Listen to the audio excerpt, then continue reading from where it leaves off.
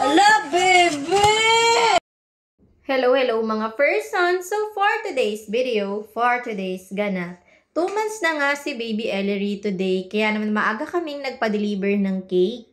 Pagkatapos nga mga person ay inayos ko na nga rin agad ito magiging backdrop ng DIY photoshoot ng ating Baby Ellery. Itutuloy-tuloy ko nga kasi itong pagdi-DIY monthly photoshoot sa kanya hanggang mag 1-year-old siya. Hindi ko nga kasi nagawa ito kay Ate Angel at kay Ate Chelsea nyo. Kaya naman dito natin ibabawi lahat kay Baby Ellery yung mga hindi ko nagawa sa mga anak ko before. Kung yung ibang mga mommies nga ay hinihil nila yung inner child nila, ako hindi ko alam po ng tawag dito kung anong hinihil ko dito. Kaya naman pasensya na kayo Ate Angel at Ate Chelsea kung hindi nagawa sa inyo ni Mommy ito before ha, hindi pa kasi maalam si Mommy nun. Eto nga pala yung paldang susuotin ni Baby Ellery sa second month photoshoot niya. Katulad nga ito ng color pink niya nung first month photoshoot niya. Kakainis nga dahil maaaraw na pala dun sa pinagpwestuhan ko nitong backdrop, kaya naman inilipat ko na lang siya dito sa may kabilang side. Hindi ko na nga masyadong tinakpan yung bintana dahil maganda talaga sa picture ang natural lightening lang. Mas maliwanag talagang tingnan. Nung matapos ko na nga pinalapag ko na kay Ate Chelsea nyo itong si Baby Ellery, kaya nga lang nakatulog pala siya. Kaya naman dahan-dahan ko na lang siyang binihisa ng pangkanyang photoshoot. Ito nga pala yung pang tops ni Baby Ellery, wala nga kasing kasamang tops yung paldang nabibili ko. Take note, gawa lang po yan ni Ate Chelsea nyo. Pinanchilyo niya lang yan, ang galing diba? At ayan nga ang ating Baby Ellery, ang cute-cute, bagong gising na siya. Nagising na siya habang binibihisan ko siya. Sana nga ay hindi siya magmuryot para naman maganda ang mga kuha sa kanya. Magaling na nga mag-smile-smile tong si Baby Ellery, kaya nga sana matimingan ko naman yung napakaganda niyang smile dito. Nung first month photoshoot niya nga kasi madalas ay nakasimangot siya pag hindi ay naiyak, ang hirap talaga.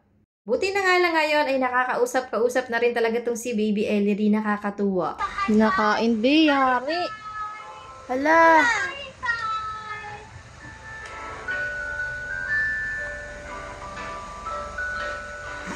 Gusto talaga niya.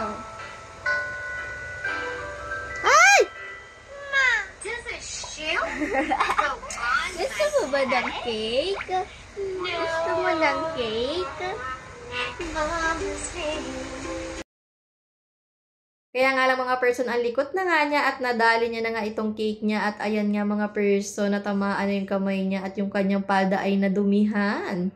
Hindi pa nakapag-photoshoot ay sira na yung cake niya, kaloka. Ako nga ang taga-picture at taga-video dito kay Baby Ellery para makuha namin yung maganda niyang smile. At si Ate Chelsea naman ang nagpapatawa dito kay Baby Ellery. Pinapakita niya nga itong favorite na laruan ni Baby Ellery, yung BFF niya. Ayan nga mga person, dahil palagi niya yung kinakausap at tawa siya ng tawa kapag nakikita niya yan, lalo na pag bagong gising siya. Hindi nga namin siya mapatawa ng ayos ngayon, kaya naman iniba naman muna namin ang pwesto niya. Kaya lang mga person, may nangyari. Ano ba yan? Kawawa naman. Hi! Ano susundan niya? Ay! Ala, bebe! Mami! Ala! Kawawa naman. Ayan. Tingnan mo nga. Kawawa naman siya, Ellery ko. Gone wrong. Tama na yan. Kawawa na yung anak mo eh. Log-log na siya sa cake. Saya pa nga niya eh, oh. Naka-video siya?